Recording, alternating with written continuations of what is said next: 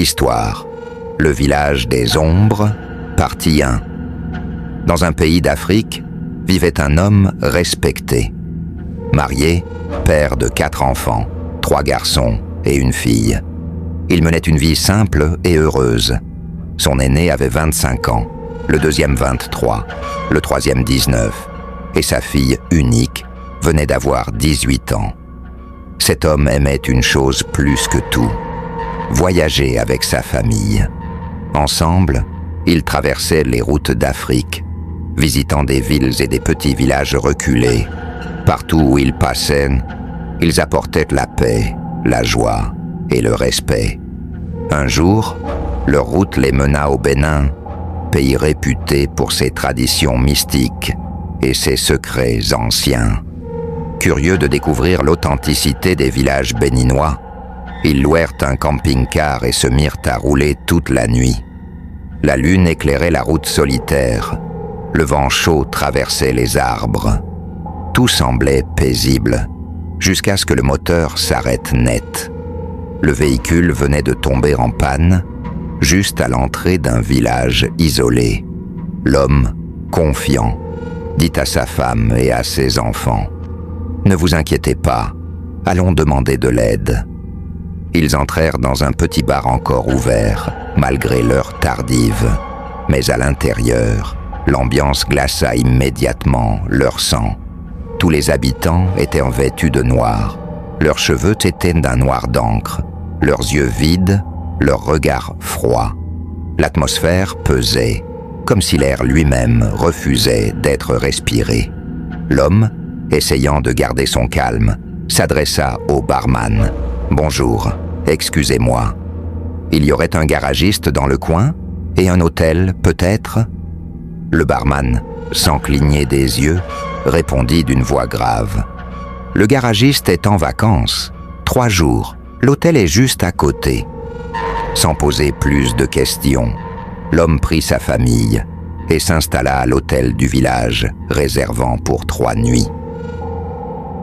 Le lendemain matin, il proposa à sa femme et à ses enfants: « Allons manger quelque chose au restaurant. » Mais à peine eurent-ils franchi la porte de l'hôtel que le choc les frappa de plein fouet. Les habitants marchaient comme des robots. Leurs pieds ne touchaient pas le sol. Leur corps avançait en flottant, synchronisé, sans expression. La femme, effrayée, supplia: « Mon mari, rentrons, ce village n'est pas normal. » Mais lui, voulant rassurer les siens, répondit: « Ne crains rien. Ici au Bénin, certains villages sont réputés mystiques. Cela fait partie de leur culture. » Ils continuèrent leur chemin jusqu'au restaurant. On leur servit de la viande, du poulet, du riz parfumé. Mais une question trottait dans leur esprit. Où étaient les animaux de ce village? Pas une vache, pas un poulet, pas une chèvre en vue. Pourtant, les assiettes étaient toujours bien garnies. Les jours passèrent. Plus étrange encore, le soleil ne se levait jamais. Le village restait plongé dans une nuit éternelle. Les habitants ne sortaient qu'à des heures précises, toujours vêtus de noir. La peur commençait à envahir le cœur de la famille. Une nuit, alors que tout le monde dormait, le père n'arrivait pas à trouver le sommeil. Il décida de sortir prendre l'air, mais ce qu'il vit lui arracha un cri de terreur. Le village s'était transformé en un immense cimetière, des cercueils à perte de vue. Et à l'intérieur, il reconnut les visages des villageois, immobiles, les yeux clos. Même le chef du village reposait dans son cercueil. Terrorisé, il se mit à courir vers l'autel. Mais à sa place, il ne trouva qu'une tombe béante. Il hurla, se retourna brusquement, et là, il la vit. Une vieille femme vêtue de noir, le visage terrifiant, flottant à quelques centimètres du sol. Elle s'approcha lentement et dit d'une voix glaciale: « Personne ne t'a invité ici. Tous ceux qui entrent dans ce village ne repartent jamais. » Le cœur de l'homme se serra, son souffle se coupa. Il cria, s'effondra au sol, et son corps disparut dans la nuit. À l'aube, si l'on pouvait appeler ainsi cette nuit sans fin, sa femme et ses enfants constatèrent son absence. Ils le cherchèrent partout, mais en vain.